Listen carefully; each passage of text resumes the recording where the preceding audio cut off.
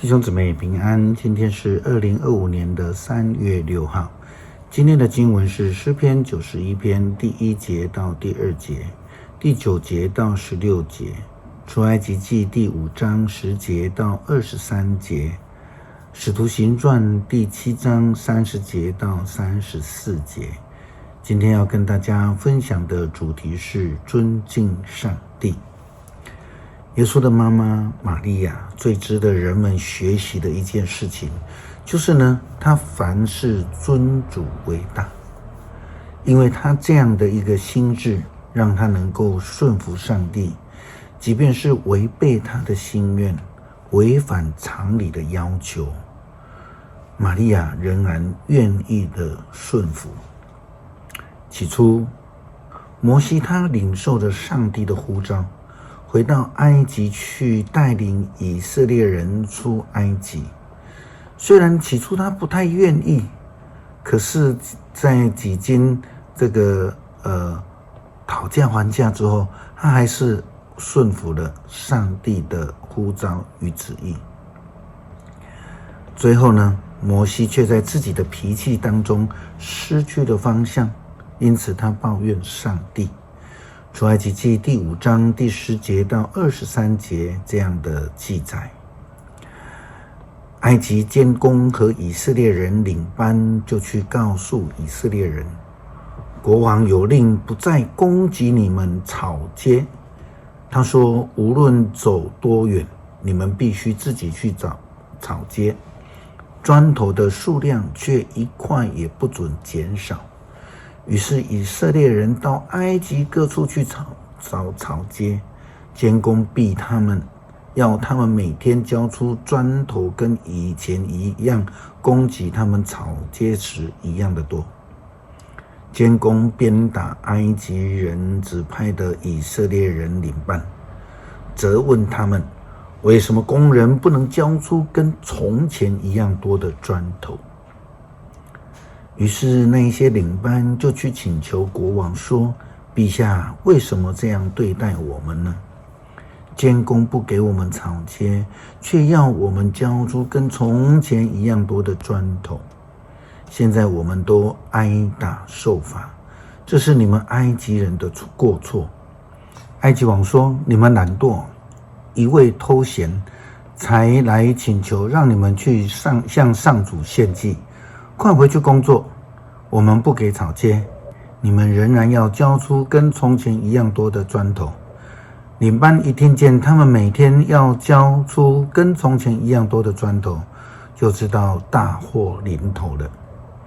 他们出来看见摩西和亚伦两人在外面等候，他们就对摩西和亚伦说，上主一定知道你们做的是什么事，你们使国王和他的官员憎恨我们，使他们有了杀我们的借口，上主一定会惩罚你们。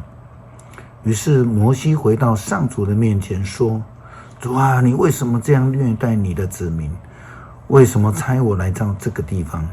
自从我到国王面前为你讲话，他更加残酷地对待你的子民，你却一点都不救助他们。在新约第一位殉道者司提反，他也提到了摩西的呼召。上帝告诉摩西说，我看见以色列人在埃及所受的痛苦，因此我下来要拯救他们，我要差你去埃及。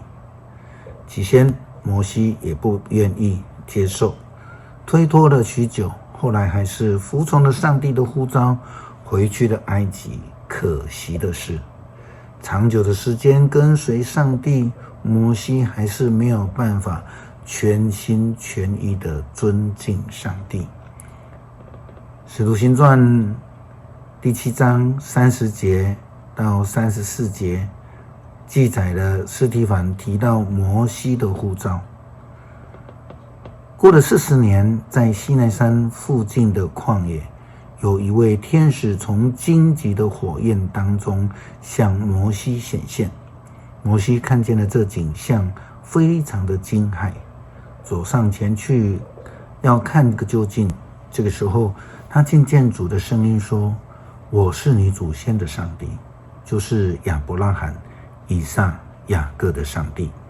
摩西恐惧站立，不敢注视。主又对他说：脱掉你的鞋子，因为你所站的地方是圣地。我的子民在埃及所受的苦难，我都清楚地看见，我也听见他们的呻吟。我下来要解救他们，你来，我要差遣你到埃及去。受上帝的呼召，负责带领以色列人出埃及的摩西，最终却在自己的脾气当中失败了，得罪上帝。诗篇91篇第1节到第2节，第9节到16节。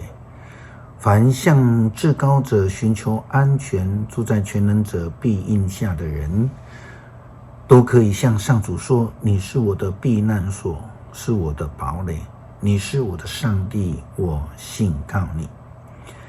因为你以上主为避难所，以至高者为居所，灾害就不会袭击你，祸患不会挨近你的家。上帝要差派天使看顾你，无论往哪里去都保护你。他们用手托住你，使你的脚不至于在石头上碰伤。你要践踏狮子和蛇，你要踏碎凶猛的狮子和毒蛇。上帝说：我要拯救爱我的人，我要保护敬拜我的人。他们求告我，我要回答。他们在患难中，我要与他们同在。我要拯救他们，使他们得光荣。我要使他们享长寿，我要拯救他们。恳求上帝帮助我们学习谦卑、顺服，诚心的尊敬上帝，敬拜上帝，跟随上帝，如同耶稣基督谦卑至死。祷告奉主耶稣基督圣名求，阿们。